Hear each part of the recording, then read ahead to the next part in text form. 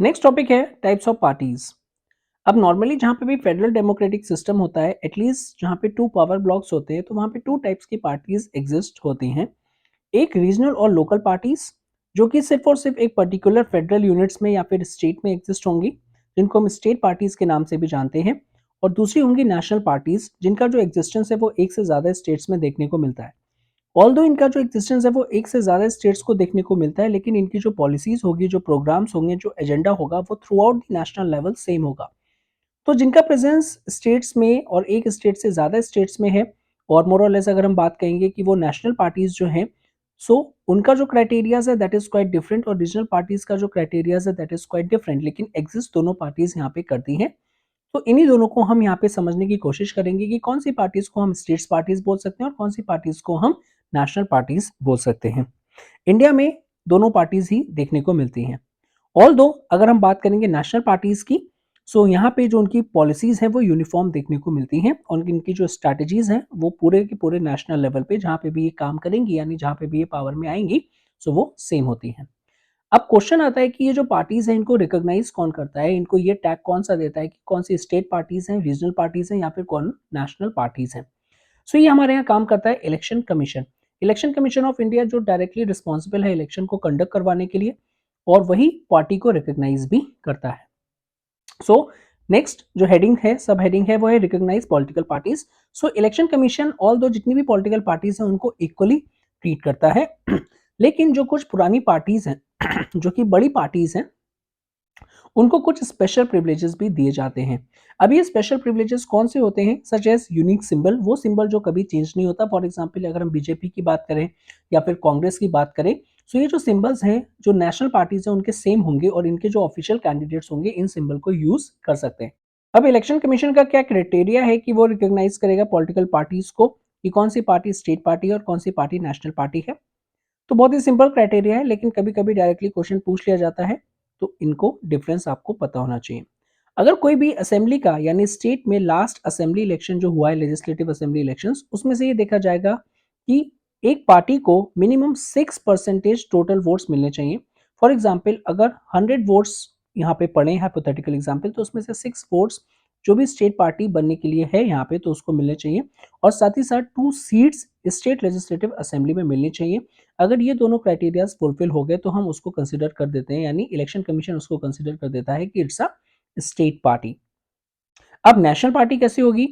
यहाँ पे भी क्या होगा बच्चे कि लास्ट इलेक्शन जो लोकसभा का होगा, या फिर असेंबली इलेक्शंस इन 4 स्टेट्स।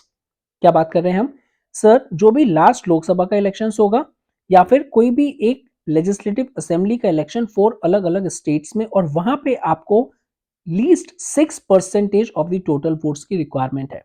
अगर लोकसभा की हम बात करेंगे तो वहां पे 6% की वोट की रिक्वायरमेंट है, और अगर हम 4 स्टेट्स में अलग अलग स्टेट्स की बात करेंगे तो वहां पे 6% की आपकी टोटल रिक्वायरमेंट फुलफिल होनी चाहिए। और साथ ही साथ एटलीस्ट 4 सीट्स आपको जीतनी है लोकसभा में, तब जाके आपको रिकॉग्निशन मिलेगा कि आप एक नेशनल पार्टी हैं। आपके लिए क्वेश्चन है, आम आदमी पार्टी, आपको ये आइडेंटिफाई करना है ये कौन सी पार्टी, स्टेट पार्टी है या फिर ये नेशनल पार्टी है। नेक्स्ट मैंने रीजनल और नेशनल पार्टी को डिस्टिंग्विश कर रखा है, तो आपको जो डायरेक्टली याद करना है वो यहाँ से आप कर सकते हो, और आपके लिए काफी इजी हो जाएगा। इसके बेसिस पे क्वेश्चन भी आ चुके हैं यहाँ पे, मार्च 2012 में आ चुका है, 2016 में आ चुका है, तो इसी से रिलेटेड यहाँ पे क्वेश्चन है। अगर हम क्लासिफिकेशन देखें according to the election commission बच्चे, तो यहाँ पे 7 रिकॉग्नाइज्ड नेशनल पार्टीज हैं as per the election commission of India, और 2019 के डेटा के अकॉर्डिंगली। तो वो कौन कौन सी यहाँ पे नेशनल पार्टीज हैं? Bharatiya Janata Party, Indian National Congress INC, Bahujan Samaj Party, Nationalist Congress Party, Communist Party of India, Communist Party of India Marxist, और All India Trinamool Congress TMC. तो ये 7 रिकॉग्नाइज पार्टी हैं, नेशनल पार्टीज हैं, यानी यहाँ पे जो क्राइटेरिया है इन्होंने फुलफिल कर रखा होगा, उसके बेसिस पे इलेक्शन कमीशन ने इनको क्या बना रखा है, यहाँ पे ये नेशनल पार्टीज बना रखा है। अब बच्चे यहाँ पे ये चार्ट दे रखा है, जिससे आपको काफी इजी हो जाएगा इन नेशनल पार्टीज के बारे में एक बेसिक इंफॉर्मेशन को अंडरस्टैंड करने में, ताकि कोई भी अगर एमसीक्यू आता है तो आप इसको समझ सकते हैं। अगर हम बात करेंगे all India Trinamool Congress AITC, तो इसका जो सिंबल है आप ये दे सकते हो कि इस टाइप का ये सिंबल है, तो अगर सिंबल से आता है तो आप इसको आइडेंटिफाई कर सकते हो। इसका फॉर्मेशन जो हुआ था वो 1998 में हुआ था, और आइडियोलॉजी क्या है, वो सेक्युलरिज्म और फेडरलिज्म से ये रिलेटेड है, कि सेक्युलरिज्म को सपोर्ट करेगी और फेडरलिज्म को सपोर्ट करेगी। आई होप आपको सेक्युलरिज्म का मतलब पता होगा। अगर नहीं पता है तो मैं आपको एक ब्रीफ में बता देता हूँ कि सेक्युलरिज्म का मतलब है कि एक ऐसा स्टेट जहाँ पे स्टेट का कोई भी रिलीजन नहीं होगा, सारे पर्सन फ्री होंगे, इंडिविजुअल्स फ्री होंगे, वो अपने रिलीजन को चूज कर सकते हैं और there is no official religion of the state. Federalism का मतलब होगा कि एटलीस्ट 2 पावर ब्लॉक्स होंगे, जैसे कि इंडिया में एक सेंट्रल गवर्नमेंट है, एक स्टेट गवर्नमेंट है। अपार्ट फ्रॉम दैट हमारे यहाँ पे एक और थर्ड टायर भी है, उसको क्या बोलते हैं? अगर आपको पता है तो कमेंट बॉक्स में लिख के आंसर दीजिएगा। इसकी जो मेन लीडर है वो है ममता बनर्जी और जो वोट परसेंटेज है वो लास्ट में ये है, तो आप यहाँ पे देख सकते हो, ठीक है, इनका स्टेट्स में कैसे। तो इसको आप एक बार पॉज करके ये सारी चीजों को आप देख सकते हो, बिकॉज ये फैक्चुअल इन्फॉर्मेशन है। तो डायरेक्टली आपको क्या क्या याद करना है? आपका इसका ईयर याद करना है, इनका जो सिंबल है वो याद करना है और इनका यहाँ पे जो आइडियोलॉजी है वो याद करनी है और मेन लीडर्स जो है यहाँ पे वो आपको इसमें याद करना है, ठीक है। ये क्रैश कोर्स है, हमारे पास कुछ लिमिटेशन टाइम है, जिसकी वजह से मैं आपको सिर्फ ये बोल रहा हूँ कि आप यहाँ पे स्क्रीन को पॉज करके इन सब के बारे में पढ़ के स्क्रीनशॉट ले सकते हैं, ताकि आपको बाद में रिवाइज करने के लिए काफी ज्यादा हेल्प मिलेगी। तो इस तरीके से हम यहाँ पे ये देख लेंगे जितनी भी यहाँ पे नेशनल पार्टीज हैं बच्चे यहाँ पे। अगर मैं लेटेस्ट पब्लिकेशन की यहाँ पे बात करूं जो कि मई 2023 में यहाँ पे मेंशन है, बिकॉज वो 2024 इलेक्शंस के लिए एप्लीकेबल होगी, तो as of now 6 national parties हैं और स्टेट पार्टीज 54 स्टेट पार्टीज हैं और साथ ही साथ 2597 अनरिकॉग्नाइज पार्टीज हैं। तो ये करंट डेटा है, अगर आपको इंटरेस्ट है थोड़ा सा तो आप इसको यहाँ पे पता कर सकते हैं और ये लेटेस्ट इंफॉर्मेशन मैंने आपको अवेलेबल करवाई है यहाँ पे, ठीक है। उससे पहले यहाँ पे 8 नेशनल पार्टीज थी, एनसीईआरटी में 7 दे रखा है और आज के टाइम में जो करेक्ट है वो 6 नेशनल पार्टीज है, 54 स्टेट्स है और 54 स्टेट्स के साथ साथ 2597 अनरिकॉग्नाइज्ड पार्टीज हैं। तो आई होप ये इंफॉर्मेशन भी आपके लिए काफी ज्यादा यहाँ पे रेलेवेंट होगी।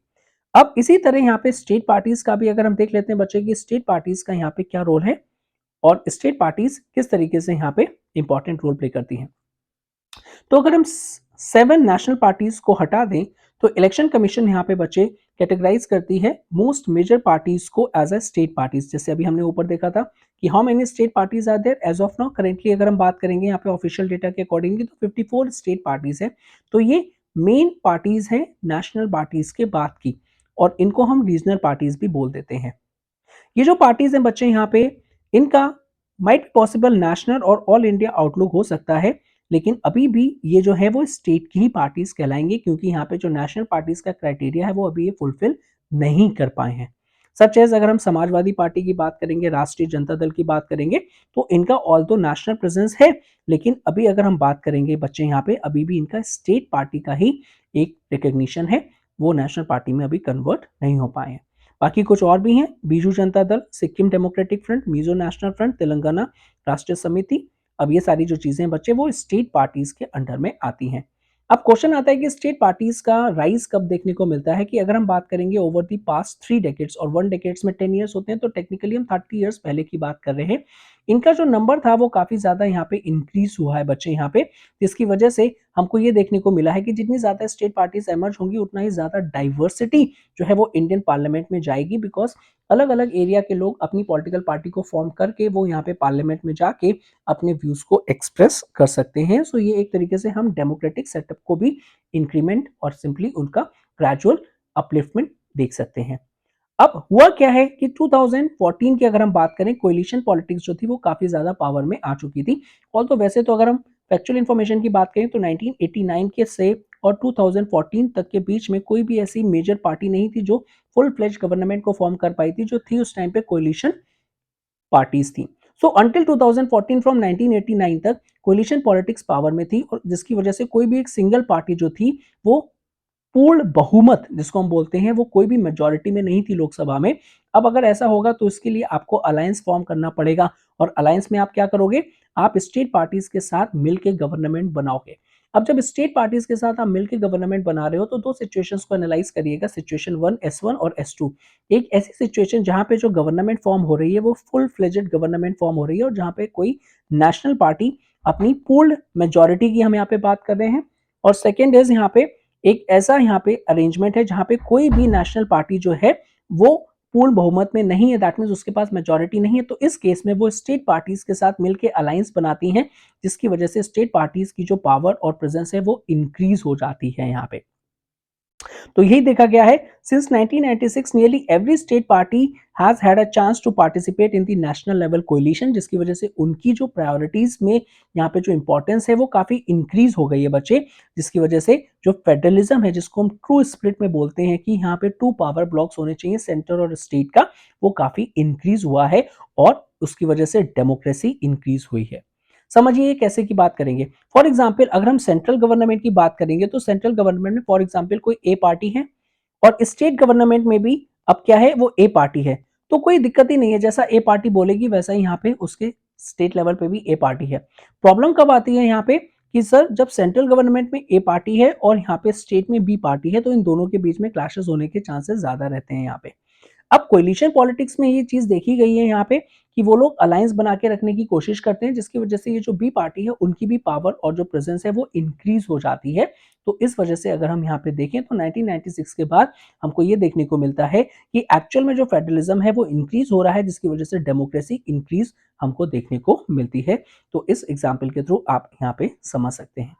सो ये regional parties in India as of April 2018 की अगर हम बात करेंगे, it is not that important, यहाँ से क्वेश्चन भी नहीं आते हैं, लेकिन कुछ चीजें जो है वो आपको यहाँ पे याद रखनी होंगी, सच एज आम आदमी पार्टी हो गई वो पंजाब में है। यहाँ पे कभी कभी अगर बहुत ही ज्यादा डीप में कोई क्वेश्चन पूछेगा बिकॉज ये जो है वो इलेक्शन ईयर है और बोर्ड में हो सकता है एक्सपेक्ट आपको एक जनरल इन्फॉर्मेशन के लिए, बिकॉज ये चैप्टर भी है तो यहाँ से एक आध क्वेश्चन पूछ लें, ठीक है, लेकिन आप इसको लास्ट प्रायोरिटीज में रखेंगे। अभी यहाँ पे आपको सिर्फ एक बार देखना है, बाकी जो मेन चीज ऑलरेडी है नेशनल पार्टीज वो आप यहाँ पे इसको ज्यादा पढ़ेंगे। अब जो लास्ट टॉपिक आता है वो है challenges to the political parties, कि क्या क्या पॉलिटिकल पार्टीज को यहाँ पे चैलेंजेस आते हैं। तो बच्चे इससे काफी ज्यादा क्वेश्चन आ चुके हैं 2011 में, 16 में, 8 में, 15 में, 12 में और 2015 में। तो मोर और लेस यहाँ पे जितने भी चैलेंजेस हैं उनको हम एक साथ यहाँ पे पढ़ लेंगे। और इसमें जो कार्टून्स हैं, अब कार्टून की एक सीरीज बिल्कुल ही अलग आएगी, साथ ही साथ मैप वाली सीरीज भी अलग आएगी, जहाँ पे कंप्लीट मैप आपका हिस्ट्री और ज्योग्राफी का इंक्लूडेड होगा। और जितने भी कार्टून बेस्ड हैं, चाहे वो हिस्ट्री से रिलेटेड हो, हिस्ट्री में कार्टून ना बोल के हम ये बोलेंगे जो भी इमेजेस दे रखी है हमारी, कोई भी इंपॉर्टेंट फिगर है सच एज यहाँ पे गिउसेppe मैज़नी हो गए या फिर कैवियोर हो गए यहाँ पे, ठीक है, तो इन सारी इमेजेस जितनी भी हैं उनसे रिलेटेड एक सेपरेट वीडियो आपको देखने को मिलेगा अलॉन्ग विद सिविक्स के जितने भी कार्टून्स हैं और इस टाइप के जितने भी कार्टून्स हैं उनसे रिलेटेड जितने भी क्वेश्चंस बन सकते थे तो वो एक ही वीडियोस में यहाँ पे मैं पोस्ट कर दूंगा। अब बात करते हैं कि सबसे बड़ा चैलेंज जो आता है वो आता है यहाँ पे लैक ऑफ इंटरनल डेमोक्रेसी। अब इंटरनल डेमोक्रेसी क्या है बच्चे, यहाँ पे अगर हम बात करेंगे पॉलिटिकल पार्टीज में तो जो भी यहाँ पे मेन पॉलिटिकल पार्टीज होती हैं तो जितनी भी पावर्स होती है वो टॉप लीडर्स के हाथ में होती है। सिंपली ना कोई मेंबरशिप का रजिस्टर होता है, ना कोई मीटिंग का रजिस्टर होता है, ना कोई इंटरनल रेगुलर मीटिंग इलेक्शन होते हैं कि यहाँ पे जो एक पॉलिटिकल पार्टी के अंडर में कौन कौन इंपॉर्टेंट पोजीशन को यहाँ पे हेल्ड करेगा, ऐसा कुछ भी नहीं होता है कि जो टॉप लीडर्स डिसाइड करते हैं पॉपुलैरिटी के बेसिस पे वही यहाँ पे मानना पड़ता है यहाँ पे, ठीक है। सो सिंपली अगर हम यहाँ पे कह सकते हैं बच्चे की जो भी ऑर्डिनरी पार्टी के मेंबर्स हैं उनको नहीं पता होता अंदर क्या चीज चल रही है क्या चीज नहीं चल रही है यहाँ पे, ठीक है। अगर वो क्वेश्चन करेंगे तो सिंपली उनको यहाँ पे निकाल दिया जाएगा। तो होता क्या है जिसकी वजह से इंपॉर्टेंट जितने भी लीडर हैं तो वही मेन डिसीजन ले लेते हैं और लीडर्स के पास ही इंपॉर्टेंट पावर होती है। और अगर आप उनसे एग्री नहीं करोगे और डिसएग्री करोगे तो आपको यहाँ पे पार्टी छोड़ के भी जाना पड़ सकता है। तो इसी के लिए यहाँ पे जो पर्सनल लॉयलिटी है जो भी ये टॉप लीडर्स हैं उनके लिए काफी इंपॉर्टेंट हो जाती है कि आपको उनके साथ लॉयल रहना है, कि जो वो कहेंगे आंख बंद करके वैसा ही करना है। जरा सा भी आप क्वेश्चन करोगे तो हो सकता है कि आपको पार्टी से बाहर निकाल दिया जाएगा। तो ये किसमें आएगा, लैक ऑफ इंटरनल डेमोक्रेसी। तो ये पॉलिटिकल पार्टीज में काफी ज्यादा बड़ा चैलेंजेस देखने को मिलता है। सेकंड चैलेंज जो देखने को मिलता है वो है यहाँ पे डायनेस्टिक सक्सेशन। डायनेस्टिक सक्सेशन अगर मैं आपको लेमेंस लैंग्वेज में बात करूं तो एक ही फैमिली के लोग यहाँ पे पावर में आते हैं, बाकी लोगों के पास कोई भी चांस नहीं होता है पावर में आने का यहाँ पे, ठीक है। तो वेरियस पॉलिटिकल पार्टीज है, मैं नाम नहीं लूंगा, जो इन्हीं चीज के लिए यहाँ पे फेमस है, ठीक है। यानी कोई भी ओपन और ट्रांसपेरेंट प्रोसीजर नहीं है कि किस तरीके से यहाँ पे काम करना है क्या नहीं करना है। जो भी फैमिली मेंबर होंगे उनको फेवरेटिज्म यानी जितनी भी बड़ी बड़ी पोजीशंस हैं टॉप पोजीशंस जो हैं वो सिंगल फैमिली के पास जाएंगी और अदर पार्टी मेंबर्स को कोई भी चीज नहीं मिलेगी यहाँ पे, ठीक है।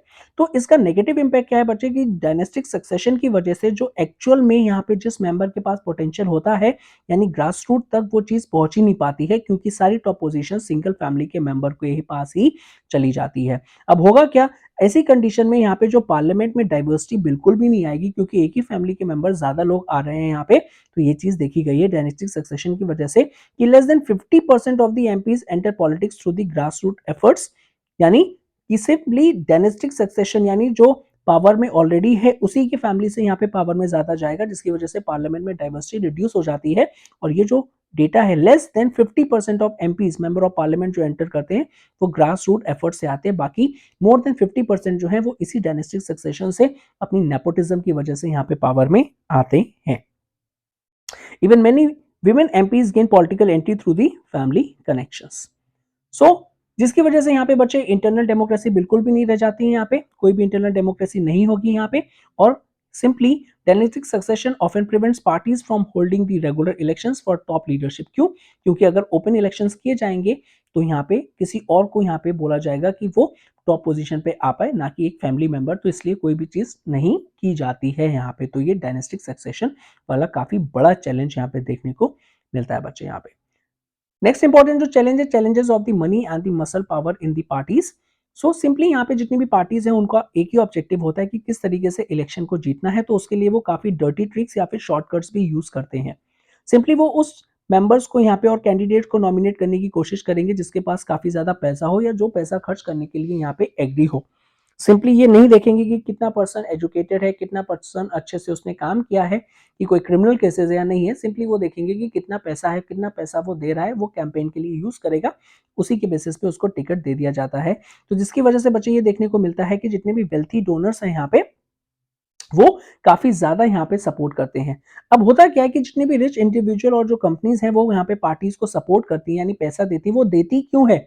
What was the reason? उनका क्या इंटरेस्ट है? उनका ये इंटरेस्ट है बच्चे यहाँ पे कि वो गवर्नमेंट जो वो चाह रहे आने के बाद वो जैसा चाहे वो वैसा कर सकते हैं। यानी जो उनकी कोई केसेस हैं, पेंडिंग केसेस है, या फिर कोई प्रॉपर्टी से रिलेटेड केसेस है, या फिर कोई उनका और प्रोजेक्ट है, तो वो अगर पॉलिटिकल पार्टीज को उन्होंने फंडिंग करी थी तो उनके अंडर में अगर वो पॉलिटिकल पार्टी जीत जाती है तो उनके लिए ये काफी इजी हो जाता है कि वो अपना काम अच्छे से करवा पाएंगे। साथ ही साथ यहाँ पे क्रिमिनल कैंडिडेट्स को भी यहाँ पे दिया जाता है ताकि जो अपनी मसल पावर की वजह से जो अच्छे कैंडिडेट्स हैं उनको डिटर करें और वो इलेक्शन के लिए कंटेस्ट ना हो पाए। तो ये भी चीज यहाँ पे की जाती है बच्चे यहाँ पे। और ये इंडिया की नहीं, डेमोक्रेसी जितनी भी है ऑल ओवर दी वर्ल्ड में वो इस प्रॉब्लम से काफी ज्यादा यहाँ पे वरीड है बच्चे, कि जैसे जैसे यहाँ पे रिच पीपल और बिग कंपनीज का जो इंपॉर्टेंट रोल है वो आता जा रहा है, जिसकी वजह से वो गवर्नमेंट को बहुत ज्यादा पैसा, government in the sense political parties को पैसा देती हैं। और जब जितनी ज्यादा पॉलिटिकल पार्टीज पैसा खर्च करेगी उसकी विनिंग के चांसेस उतना ही ज्यादा बढ़ जाते हैं।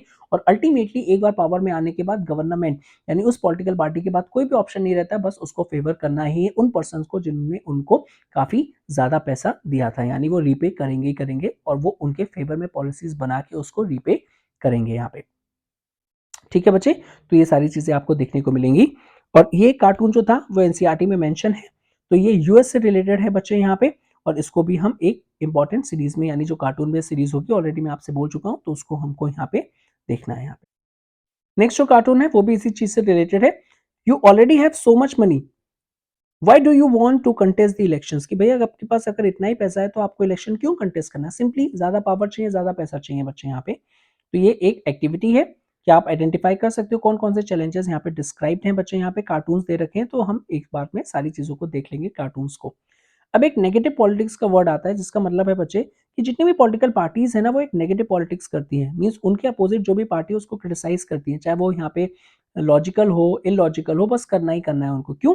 क्योंकि जो मेन अटेंशन है उससे उनको डाइवर्ट करना है। ठीक है, तो मेन अटेंशन क्या है? सच एज हंगर हो गया, अनएम्प्लॉयमेंट हो गया, इन्फ्लेशन हो गया।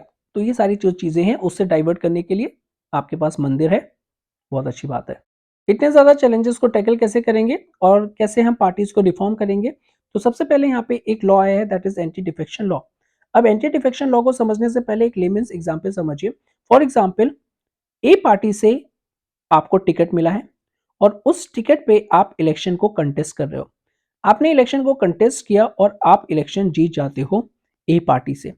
अब हुआ क्या? अब ए पार्टी से आप जीत गए और जीतने के बाद बी पार्टी आपको ज्यादा पैसों का ऑफर देती है, ज्यादा अच्छी पोजीशन का ऑफर देती है, तो आपने ए पार्टी को छोड़ के तुरंत ही बी पार्टी को ज्वाइन कर लिया, तो इसको हम डिफेक्शन बोलेंगे।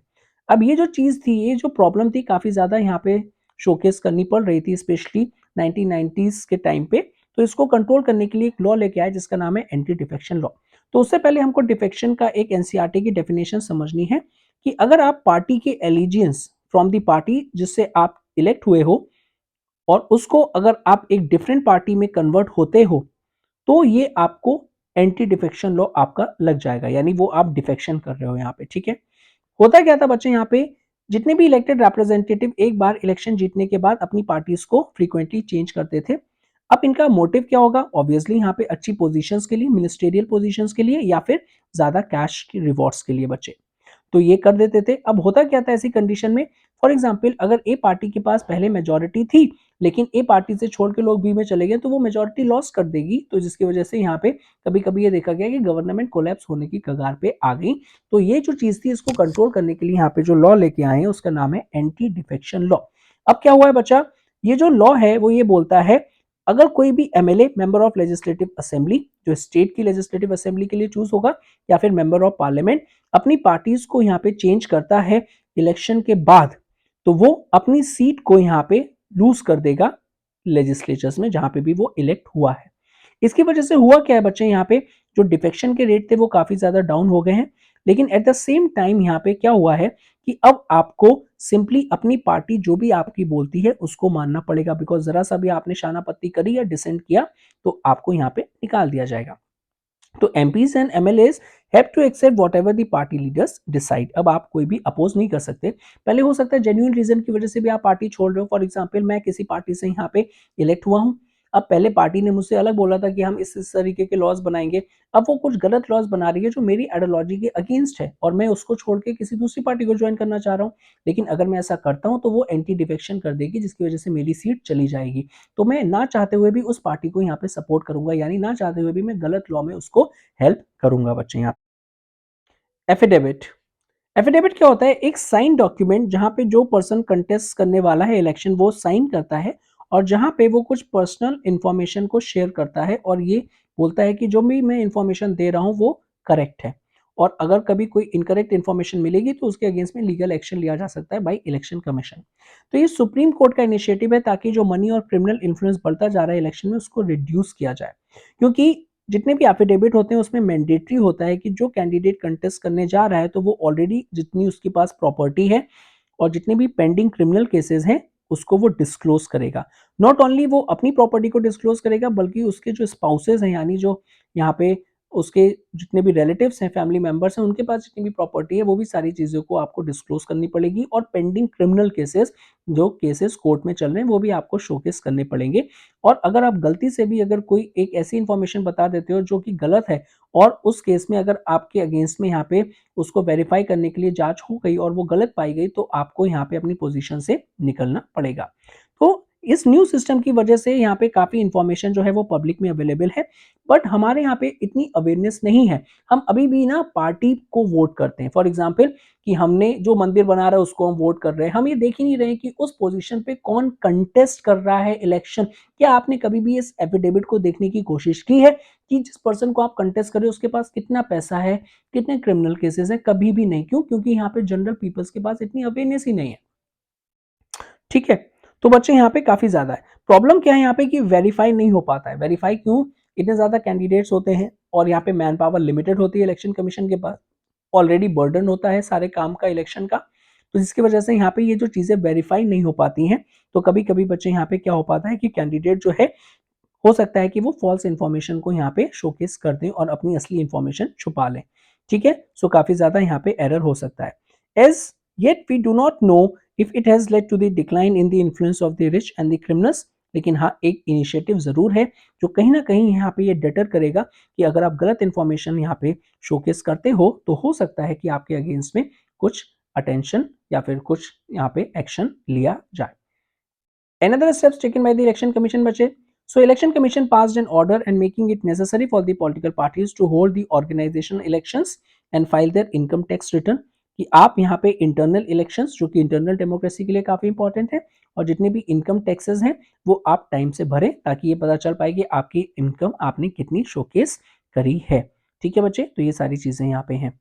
अब कुछ और यहाँ पे चीजें हैं, suggestion to reform the political parties, और हम सजेशंस की थोड़ी सी बात करेंगे बच्चे यहाँ पे और किस तरीके से यहाँ पे हम कर सकते हैं। सिंपली हम इंटरनल अफेयर्स यानी जो इंटरनल डेमोक्रेसी है with in the political parties उसको हम कंपलसरी कर सकते हैं कि वो एक रजिस्टर को मेंटेन करें उनके मेंबर्स के लिए कि वो क्या क्या काम करते हैं, कहाँ से यहाँ पे आए हैं, ठीक है, और उनकी जो आइडियोलॉजी है पॉलिटिकल पार्टी की यानी उनका जो कॉन्स्टिट्यूशन है उसको फॉलो करे। एक इंडिपेंडेंट अथॉरिटी होनी चाहिए जो सारी चीज़ों को देखेगी यहाँ पे, ताकि वो अगर कोई डिस्प्यूट हो जाता है पार्टी के मेंबर्स के बीच में तो वो जज का काम करेगी यहाँ पे। और एक ओपन इलेक्शंस होने चाहिए जहाँ पे विद इन दी पार्टी जो सबसे ज़्यादा यहाँ पे मेरिटोरियस है उसको हाईएस्ट पोस्ट दी जाए, ना कि डायनेस्टिक सक्सेशन से अपने ही फैमिली मेंबर्स को ये सारी पोजीशंस दी जाए। ज़्यादा से ज़्यादा विमेंस को भी हमको रिप्रेजेंट करवाना है तो ये मैंडेटरी होना चाहिए, जैसे कि लोकल सेल्फ गवर्नमेंट में है कि 1/3 सीट जो है वो विमेंस के लिए रिजर्व होगी, ऐसे ही और इलेक्शंस में भी इन चीज़ों को इम्प्लीमेंट करना चाहिए बच्चे यहाँ पे कि उनके लिए कोटा होना चाहिए ताकि वो रिप्रेजेंटेशन में पार्टिसिपेट ले पाएँ और डिसीजन मेकिंग पार्टिसिपेट यहाँ पे ले पाएँ। एक ये भी प्रोविजन है कि अगर हमको मनी का इन्फ्लुएंस कम करना है तो हम स्टेट फंडिंग करते हैं, मतलब सारा पैसा स्टेट देगा इलेक्शन को कंटेस्ट करवाने के लिए यहाँ पे, ठीक है, सच एज इन काइंड और in cash, petrol, paper, telephone etcetera. ये हो गया in kind, cash on the basis कि जितने वोट सिक्योर किए थे उस पार्टी ने लास्ट इलेक्शन में। लेकिन ये पॉसिबल नहीं है बच्चे यहाँ पे, क्यों? क्योंकि यहाँ पे हो सकता है कि अब जो एक न्यू पार्टीज है उसने ज्यादा वोट्स को यहाँ पे गैदर नहीं किया तो उसको कम फंडिंग मिलेगी, और कम फंडिंग का मतलब है कम अच्छी से कैंपेन, जिसका मतलब है कि वो कभी भी एक बड़ी पार्टी के अगेंस्ट में एक कॉम्पिटिटर के तौर पे नहीं आ पाएगी यहाँ पे, ठीक है। तो कुछ चैलेंजेस हैं जिसकी वजह से यहाँ पे काफी हेजिटेशंस भी है बच्चे यहाँ पे, ठीक है। तो these suggestions not yet adopted by the political parties, लेकिन हाँ बच्चे यहाँ पे हमको काफी ज्यादा यहाँ पे केयरफुल होना है, यहाँ पे हमको इन प्रॉब्लम्स का सॉल्यूशन निकालना है बच्चे यहाँ पे, क्योंकि अगर हम ज्यादा भी अगर उसको ओवर रेगुलेट कर देंगे ना पॉलिटिकल पार्टीज को तो वो भी ठीक नहीं है यहाँ पे। क्यों? क्योंकि वो पॉलिटिकल पार्टीज को यहाँ पे फोर्स करेगा कि वो लूप होल ढूंढ के कहीं ना कहीं वो चीट करने की कोशिश करेंगे यहाँ पे, ठीक है। तो इसीलिए बच्चे यहाँ पे हम ये बात करते हैं कि पॉलिटिकल पार्टीज को इतना भी ज्यादा कंट्रोल नहीं करना चाहिए कि वो कंपेल कर दें हम उनको कि वो एक इलीगल तरीके से यहाँ पे कुछ चीजें करें, यानी लूप होल्स ढूंढ के उसको एक्सप्लॉइट करने की कोशिश करें यहाँ पे। So political parties will not agree to pass a law that they do not like. दूसरी चीज ये भी है कि अगर आप पॉलिटिकल पार्टीज के अगेंस्ट में कोई लॉ लेके आना चाहोगे जो कि पॉलिटिकल पार्टीज के अगेंस्ट में है, तो हो सकता है कि वो कभी पास ही ना होने दें यहाँ पे, ठीक है बच्चे। सो इस तरीके से ये सारी चीजें यहाँ पे हो सकती हैं। Provision to minimise the number of candidates हम ये कर सकते हैं, या फिर जो भी वोटर लिस्ट है उसको हम रिवाइज कर सकते हैं बच्चे यहाँ पे। लास्ट जो बहुत ही इंपॉर्टेंट बेस है वो है public pressure. Ultimately political parties dependent होती हैं पब्लिक पे उनके सपोर्ट के लिए।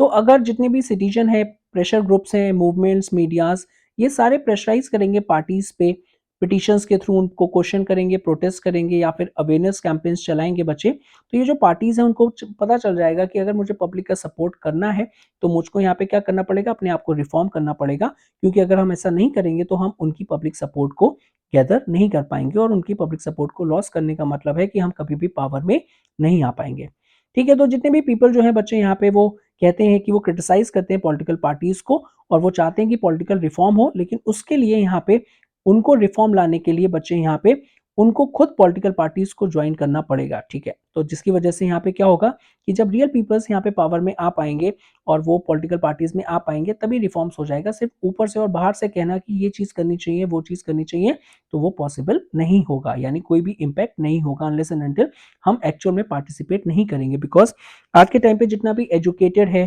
जितना भी यहाँ पे इंटेलेक्चुअल पर्सनैलिटीज है, वो इलेक्शन में नहीं जाना चाहती हैं, क्योंकि उनको लगता है कि इलेक्शंस में काफी ज्यादा पॉलिटिक्स होती है, और ऑब्वियसली पॉलिटिक्स होती है, लेकिन पॉलिटिक्स का जो लिटरल मीन्स है पता है आपको क्या है, वो है डिसीजन मेकिंग में पार्टिसिपेट करना।